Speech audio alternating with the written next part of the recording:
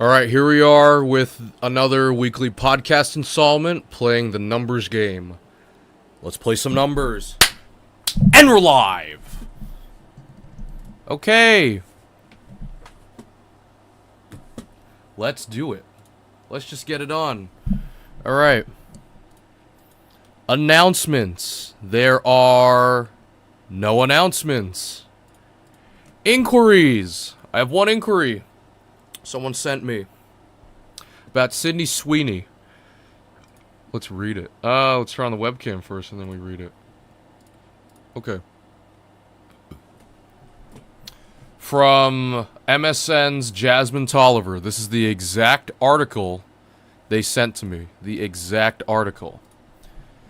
Quote, Sydney Sweeney's political party affiliation revealed amid American Eagle backlash. It's a 2-minute read. Good.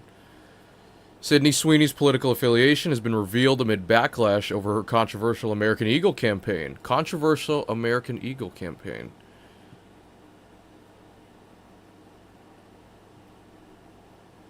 Okay, well... The dog whistle of eugenics? Okay. Multiple outlets reported over the weekend that the Euphoria star registered as a Republican voter in Florida just months before Donald Trump took on his second presidential term. The actor has been registered to the Republican Party of Florida since June 2024, BuzzFeed confirmed after viewing publicly available voter registration records. Reps for Sweeney didn't immediately respond to HuffPost's request for comment. Sweeney has faced scrutiny in the past week over her ad with the clothing company. In one video for the Great Genes campaign, Sweeney, who has blue eyes and blonde hair, says genes are passed down from parent to offspring, often determining traits like eye color, personality, and even hair color. My genes are blue. Wait. Social media users slammed the ad's wordplay, accusing its messaging of glorifying whiteness. Others linked the ad to eugenics, the racist and inaccurate theory that human genetics can be improved through selective and controlled breeding of populations. The internet also crucified the timing of Sweeney's ad amid Trump's administration's dissolution of diversity, equity, and inclusion initiatives in the country. The backlash intensified after White House Communications Director Stephen Chung defended the ad on X.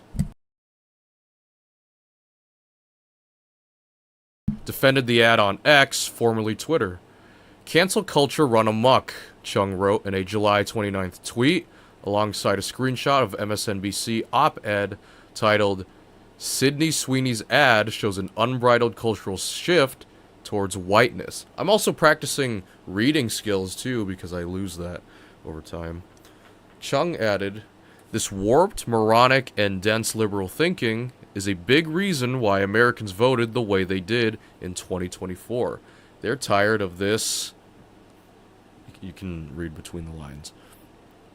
American Eagle addressed the discourse over the ad in a statement on its Instagram account. Sydney Sweeney has great genes, is and always was about the genes, her story, the statement read. We'll continue to celebrate how everyone wears their American Eagle genes with confidence their way. Great genes look good on everyone. In 2022, Sweeney drew criticism after her brother, Trent Sweeney, posted photos of guests wearing MAGA-style hats and Blue Lives Matter tops at a 60th birthday celebration for their mom. The Anyone But You star responded to the chatter by asking social media users to stop making assumptions. You guys, this is wild. An innocent celebration for my mom's milestone 60th birthday has turned into an absurd political statement, which was not the intention, Sweeney wrote in an August 2022 post on X, formerly Twitter.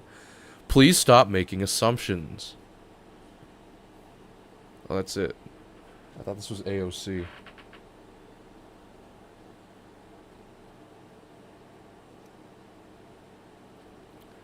Okay, so that's that inquiry. Thank you for the person Who gave me this inquiry? Next inquiry. What, from the same person, what is the greatest rap song of all time? First intuition is Kendrick Lamar Sing About Me Dying of Thirst, but that is subject to debate and research. But I will stick with that for now. Interesting inquiry from this person. What is the greatest rap song of all time? Answered. Mentions. No mentions. And next segment, thoughts. I have a quotation mark where there should be a colon. Next is Brock Lesnar return, because Brock Lesnar returned last week at SummerSlam Sunday. So, Brock Lesnar return from ITR Wrestling's Aditya Rao. Quote, Jim Cornette gives explosive thoughts on Brock Lesnar's return. I haven't seen him in decades. Let's zoom in. Jim Cornette has shared his thoughts on the backlash WWE received for the return of Brock Lesnar. The Beast Incarnate's... Oh, that's... No, I can't show that. The Beast Incarnate's unexpected comeback, though spectacular, received major backlash from a certain section of fans who thought it was wrong for WWE to bring him back, as he's one of the names mentioned in Janelle Grant's ongoing lawsuit against Vince McMahon and others. With many opinions being shared about the situation, Jim Cornette, who worked with Lesnar when he was in OVW, gave his perspective, saying that the comeback was inevitable. The former WWE personality and the show's co-host, Brian Last, spoke about the situation on the latest episode of Jim Cornette's Drive-Thru.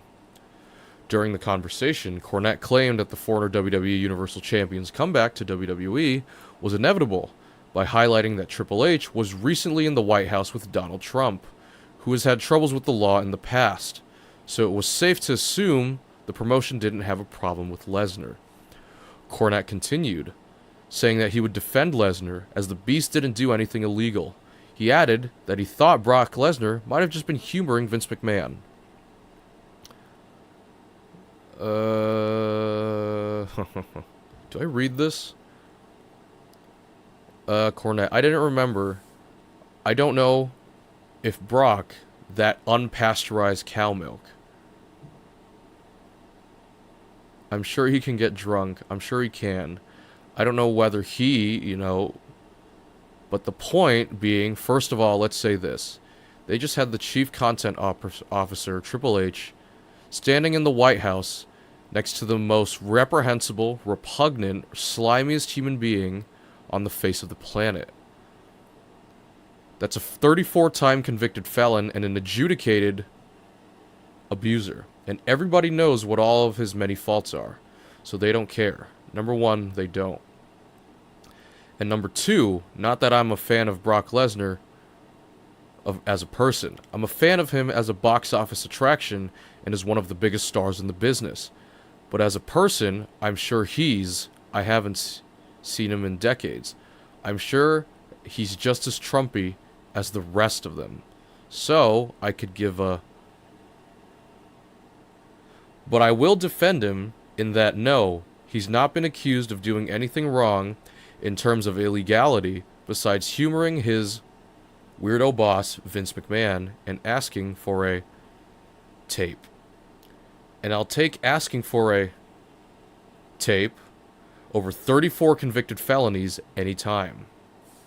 So Brock Lesnar is not nearly even on the radar list of the reprehensible people that they deal with in the TKO, WWE, UFC whole environment there.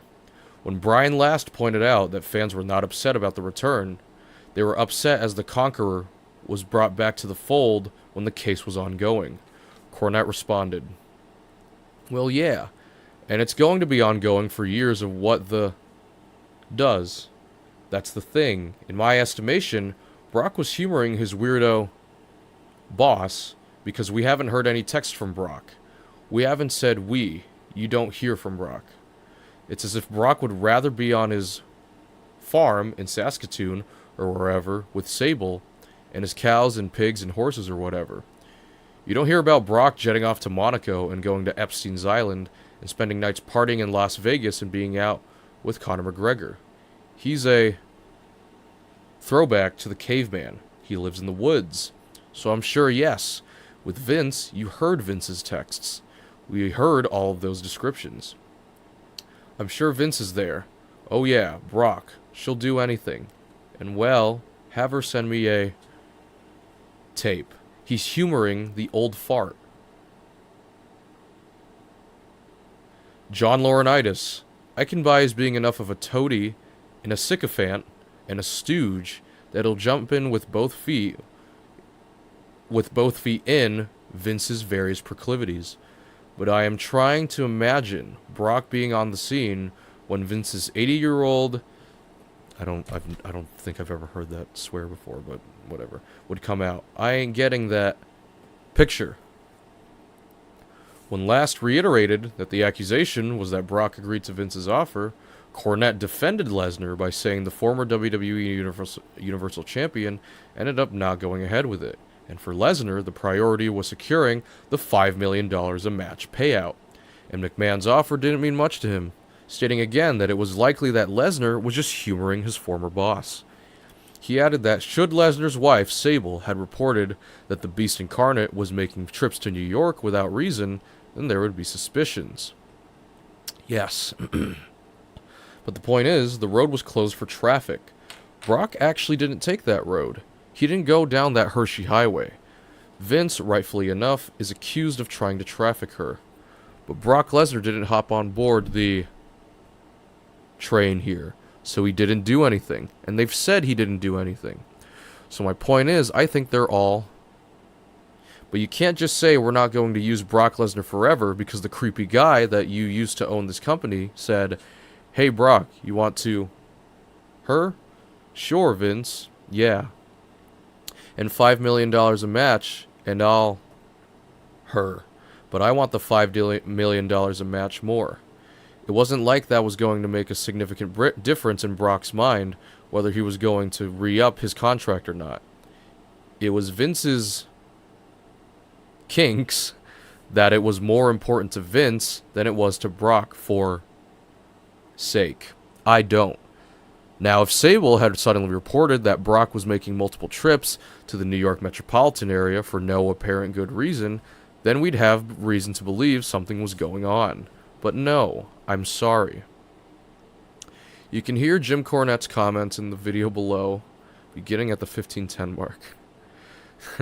What is this? That's Cody, Jim, that's Cena. Pretty good. In related news, Paul Heyman also spoke in defense of his former protege, adding that Brock Lesnar can't be cancelled.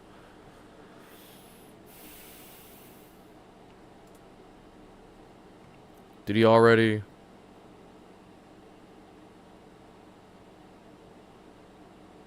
Killer Cross. Oh, what the flip. Okay. Enough of that. Thoughts complete. Now we're on the backup articles that I have provided. And we'll read until it's over.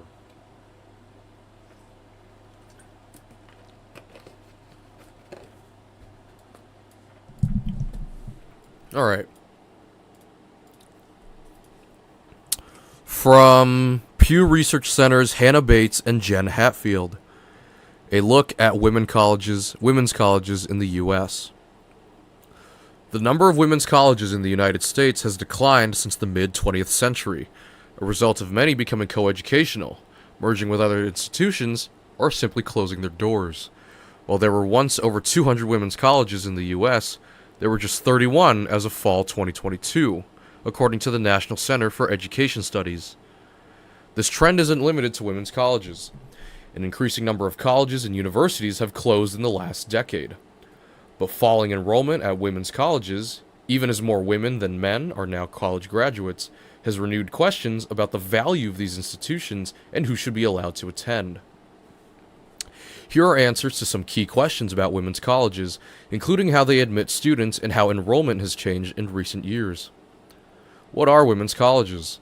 There is no single definition of a women's college, but most are institutes of higher education founded with a mission of educating women. At many women's colleges, current students primarily, though often not exclusively, identify as women. Some women's colleges also offer specific co-ed programs or degrees. The list of women's colleges used in this analysis comes from NCES. These records are primarily based on members of the Women's College Coalition, WCC, an advocacy group that raises awareness of these institutions. Women's colleges in the U.S. date back to the mid-19th century, a time when women were not able to access many of the same educational institutions as men. Today, there are 31 women's colleges in the U.S., 2 of which are also historically black colleges or universities, HBCUs. Many women's colleges were founded with religious affiliations. At least 12 today retain religious ties, 9 of which are Catholic. Women's colleges tend to be private, non-profit institutions with smaller student bodies. They often serve students who rely on financial aid. Sometimes women's colleges are referred to as historically women's colleges, HWCs. This term may be used to describe institutions that were once women's colleges but have since become co-ed or to be inclusive of transgender and non-binary students who attend. This analysis uses the term women's colleges, following the lead of NCES. Unlike HBCUs, which are highly concentrated in the southern U.S., women's colleges are somewhat more spread out across the country. Massachusetts has 5 women's colleges, the most of any state. Georgia has 4, including 1 historically black women's college, Spelman's College. The other historically black women's college, Bennett College, is in Black, North Carolina. Wait, did I just say Black, North Carolina on autopilot?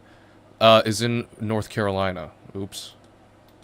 The other historically black women's college, Bennett College, is in North Carolina. That was 100% on autopilot. Oh my gosh.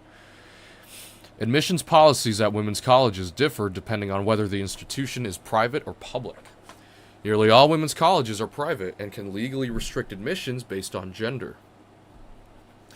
Some private women's colleges have allowed men to enroll in graduate or part-time programs while still limiting their full-time undergraduate programs to women.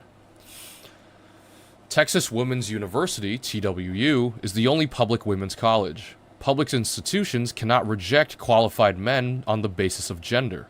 The U.S. Supreme Court ruled in 1982 that this would violate the Equal Protection Clause of the 14th Amendment.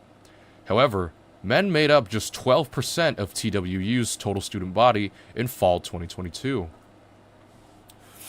Women's colleges also have varying policies regarding the admission of transgender students.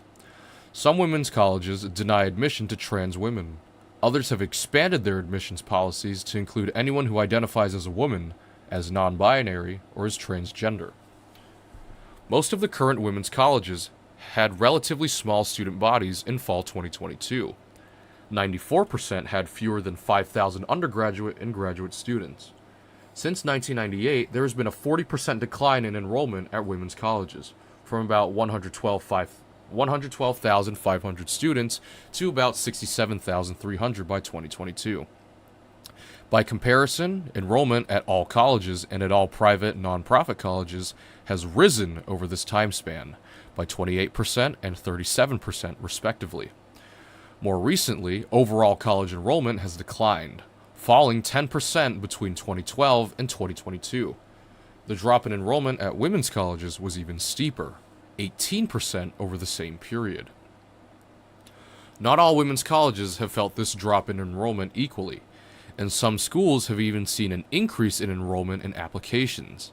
However, the overall decline coincides with the dissolution of many women's colleges. Between 1998 and 2022, the status of about half of the nation's existing women's colleges changed.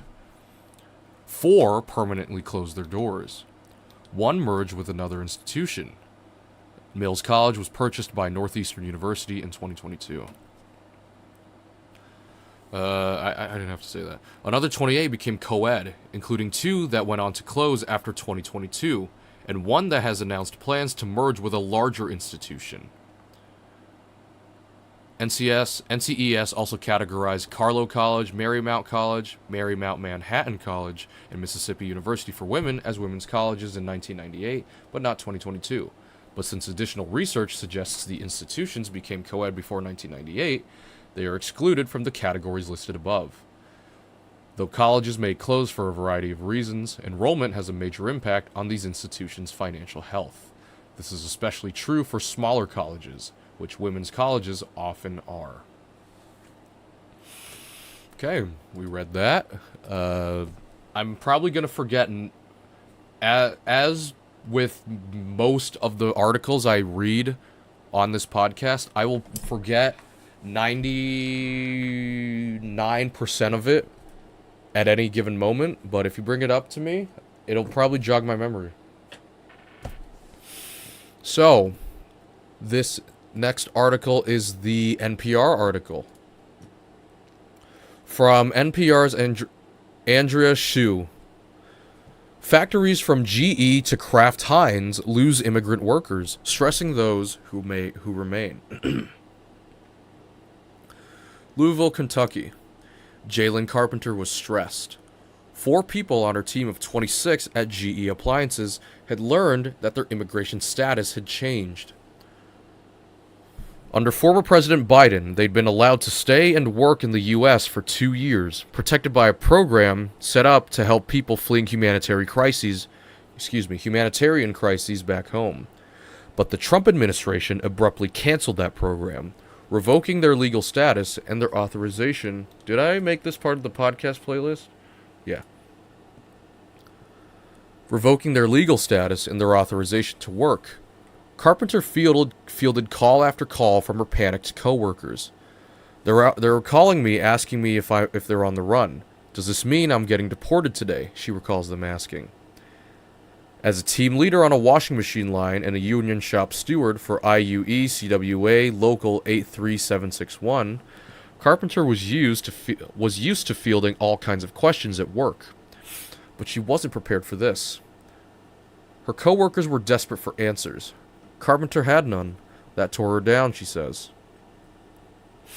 Carpenter says the 4 team members were doing some of the most difficult tasks on the line, installing the hoses on the washers, as well as affixing the platforms that hold the motors. These are people who are on critical jobs, she says. And suddenly, they were gone. In recent months, immigrants working in manufacturing, food production, and other industries have lost their jobs due to President Trump's immigration policies. Not as a result of immigration raids, but because Trump ended Biden-era programs that had provided them temporary permission to remain in the U.S. and get jobs. Those affected include more than a 500,000 immigrants from Cuba, Haiti, Nicaragua, and Venezuela, who had been granted humanitarian parole for 2 years through a program known as CHNV, an acronym for the countries it covered. The changes also affect close to 1 million immigrants who are allowed into the U.S. after securing appointments at the U.S.-Mexico border via a U.S. government app. Those programs were part of Biden's efforts to create a safe, orderly process at the border for those fleeing war, violence, or political unrest. The Trump administration says they achieved the opposite. Programs like CHNV were abused to admit hundreds of thousands of poorly vetted illegal aliens. It was exploited by bad actors, undercut American workers, and encouraged more illegal immigration, wrote White House spokesperson Abigail Jackson in a statement. Trump's cancellation of those programs has been challenged in court, delaying his efforts to get people to leave immediately. Also facing legal challenges is Trump's cancellation of temporary protected status for people from a number of countries. Those protections, in some case granted decades ago, were aimed at providing temporary relief for people escaping unsafe conditions due to war or environmental disasters.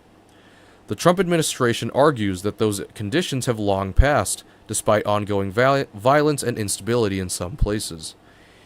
Even with the legal battle still unfolding, the reversal in immigration policies has left employers with holes to fill, as they've scrambled to remove from their payrolls those no longer authorized to work or even stay in the U.S.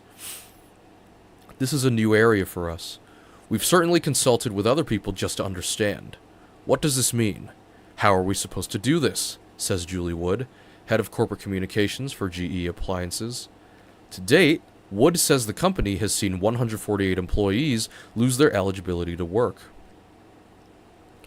Wood says the How long is this article? Okay, well. Alright, yeah. I'll read it. Wood says the departures have not caused a major disruption at the plant, which employs some 5,000 production workers across 5 buildings. The company always keeps replacement workers on hand to fill in for absences, and Wood says they've added to that pool during the current uncertainty. Still, the sudden exits are felt deeply in some parts of the appliance park. For Carpenter, training new people has been taxing. Swangin' by? Thanks for swangin' by, Timothy Lalamantic. You are the new toxic gameplays, or gamplays. He hasn't been on stream for quite a bit. For Carpenter, training new people has been taxing. She worries mistakes will be made. She's uneasy, wondering who's going to be on the job on any given day. I can't control it, she says. Nothing I can do about it. During the presidential campaign last fall, Trump warned American workers that Biden's immigration policies had cost them. What's going on with African American workers and with Hispanic in particular? Just taking your jobs. They're taking your jobs. Every job produced in this country over the last 2 years has gone to illegal aliens, Trump told the crowd in Wilmington, North Carolina, last September. What we're doing to this country is so sad. But Tom Torres doesn't see things that way. A mechanic for Kraft Heinz in Holland, Michigan, Torres says immigrants have long played key roles at the plant, which is best known for making pickles. Born in Michigan to Mexican farm workers and raised in Texas, Torres grew up making the annual summer migration from Texas to Michigan to pick berries and other crops. He sees in his immigrant co-workers the same work ethic he saw in his parents. Whatever you give them, they'll do, he says, whether it's dumping bottles, sweeping the floors, or sorting pickles, hunched over the conveyor all day. No complaints.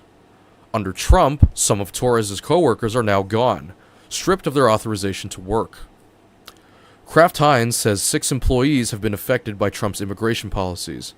The Retail, Wholesale, and Department Store Union, which represents about 270 employees at the plant in Holland, believes it's more. Torres, who serves as the local union president, says he'd sat in on more than a dozen human resources meetings where employees have been told they're no longer eligible to work. He's watched people in the company struggle to deliver the message. Just tears in their eyes, he said, adding that it's been difficult for him too. It's killing me, because I'm watching them walk out. I know these people because I work with them every day. Even as companies like Kraft Heinz and GE Appliances maintain they are adequately staffed for now, there are growing concerns across the broader business community that Trump's immigration policies could create problems in the not-too-distant future. Greater Louisville, Inc., the regional chamber of commerce, has long advocated for more immigration, not less. Why? Who's calling? In today's exceptionally tight labor market, decreased illegal immigration has contributed to stifling our economy, the chamber states in its 2025 federal agenda. American businesses are experiencing significant workforce shortages despite investments in expanding domestic pipelines. Shelby Somerville, Senior Vice President of Government Affairs for Greater Louisville, Inc., was part of a delegation that traveled to Washington, D.C. this summer to lobby for an expansion of legal immigration, among other issues. The workforce participation rate in Kentucky is lower, Somerville says. Any way that we can fill those jobs legally is what we want to do. Filling at least some of them with immigrants appears necessary, given Louisville's changing demographics. Domestic migration to the region has been down, while international migration is on the rise. Louisville Metro itself would have lost population last year without international migration, says Sarah Erzman, Director of Labor Market Intelligence at the Workforce Development Board, known as Kentuckiana Works.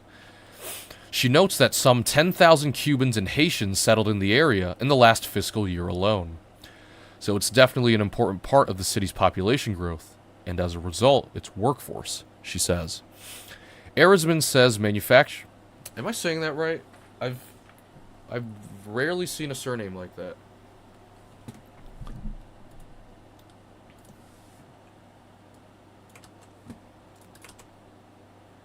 Arisman. Arisman. Yeah. Arisman says manufacturers in particular are going to need workers because of their aging workforce. More than a quarter of the sector's workers are 55 and older. Older. Meanwhile, GE Appliances recently announced 2 new production lines. They'll need another 800 workers by the year 2027 to build a new front-loading washer and a washer-dryer combo. Before then, though, the company could lose more workers. Trump has canceled temporary protected status for people from Afghanistan, Venezuela, Honduras, Nicaragua, Haiti, and other countries. Although there are legal challenges pending in court, TPS protections have expired or will expire in coming months unless Trump changes his mind and extends them. I need help.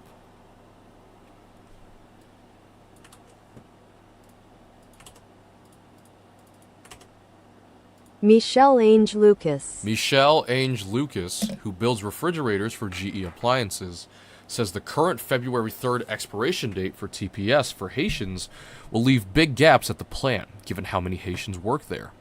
From Building 1 to Building 5, it's a lot of us, says Lucas, who is of Haitian descent but is not a TPS holder. He thinks for people who had the government's permission to stay and work in the U.S., what's happening now is unfair. The people is not illegal, Lucas says. Politics made them illegal, but they was never illegal. And more stuff. Alright, next article from BBC.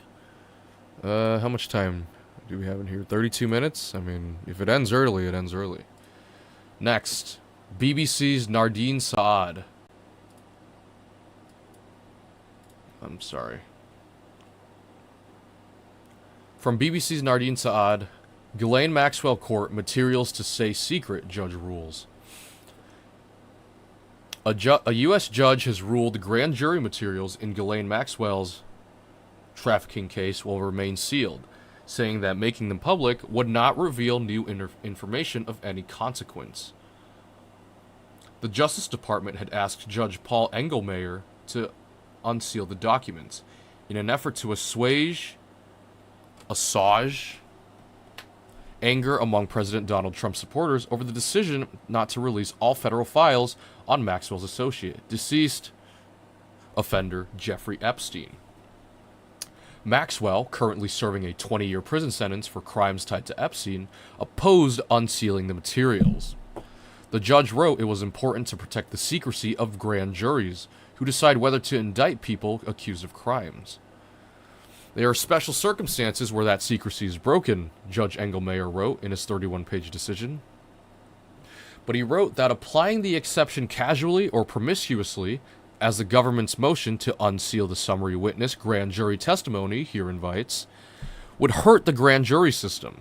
It could, he wrote, set a precedent where people do not believe the proceedings will be kept secret, which may discourage witnesses from testifying and jurors from focusing solely on the merits of the case.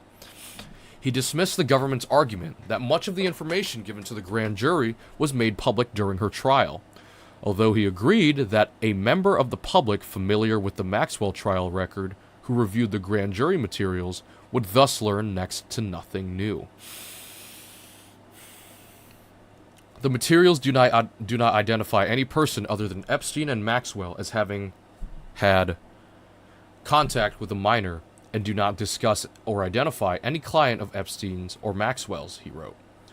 Maxwell, 63, was convicted in December 2019 and was recently moved from a Florida prison to a new minimum security facility in Texas.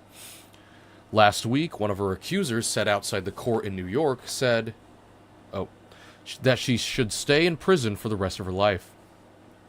The BBC had reached out to Maxwell's lawyers for comment. Last month, she was interviewed by Justice Department officials under the Trump administration's directive to gather and release credible evidence relating to the Epstein case.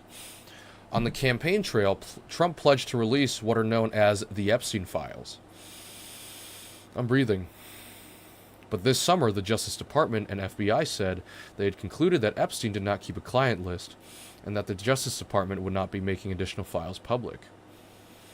In response to the backlash, Trump said Bondi should release whatever she thinks is credible. Meanwhile, a congressional committee has sent a subpoena to the Justice Department related to federal investigations into the allegations against Epstein and Maxwell, which go back 20 years. The president, who was friends with Epstein, has denied prior knowledge of Epstein's crimes and has said that he and the financier, who died in federal custody while awaiting trial, fell out in the early 2000s.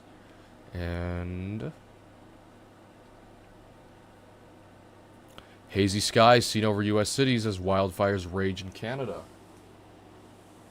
Yeah. Okay. I have read all 3 backup articles. As usual, we're going to do the TikTok 10 swipes and then the flippin' 10 swipes. This one is, what's this?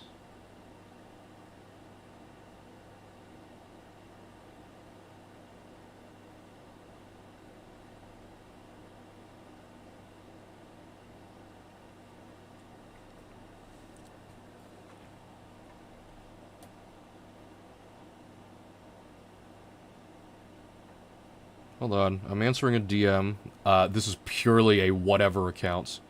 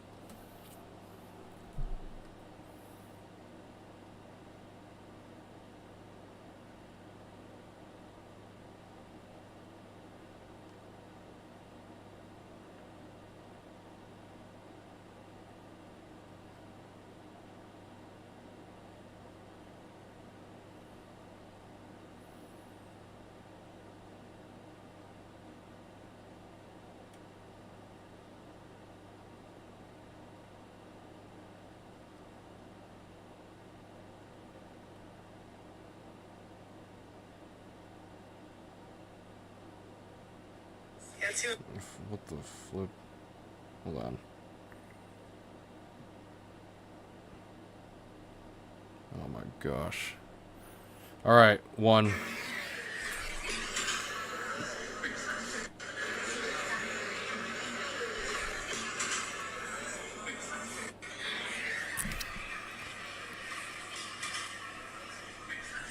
Oh, that doesn't count. That was the first one. Swipe 1. Watch me go 9 for 9 on childhood shows.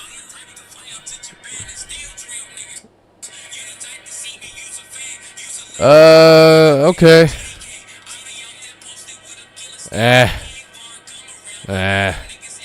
No. No. No. No. No. No time to cook. No. No. No. Oh my gosh. Am I different? 2. Me pulling up to the Asian baddies. Oh, what the flip?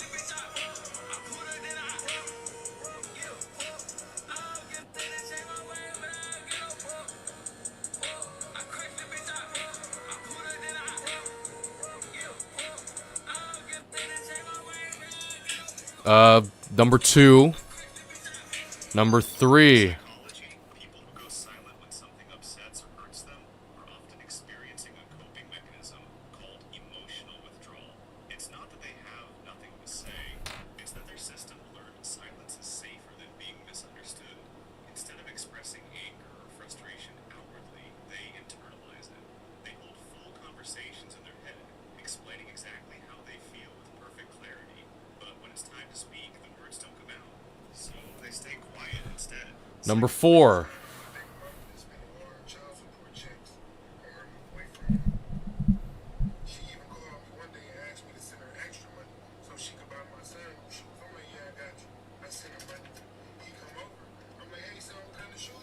Number 5.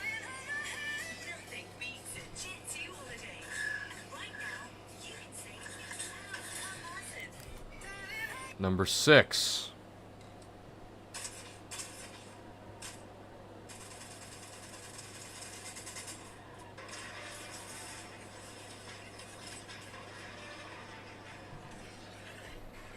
Number 7.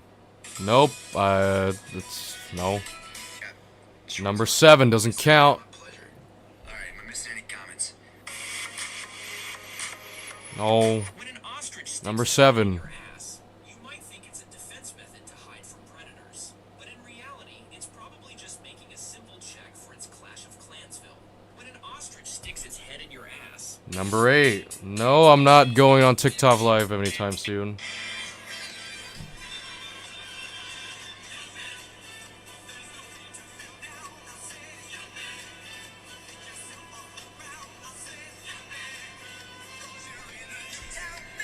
What sector of TikTok am I on now? Number 8.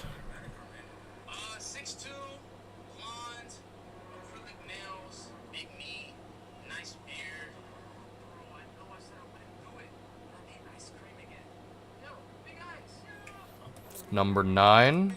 Doesn't count. Clash Royale live. Number 9. What this guy do? Well, I just pulled him over for... Fake traffic stop. How fast is he going? Well, he was doing... Number 10. Top 15 safest states in the U.S.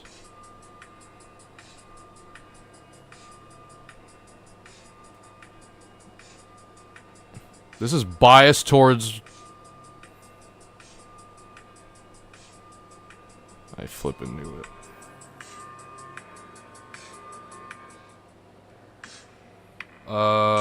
Yeah, that's the TikTok 10 swipes.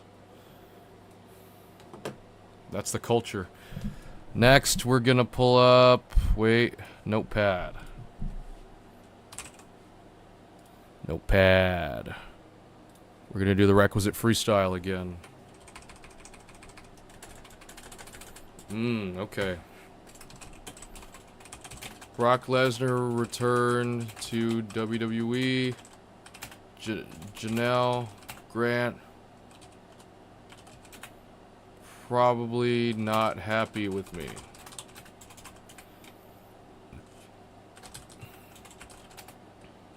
Women's colleges and production plants in danger.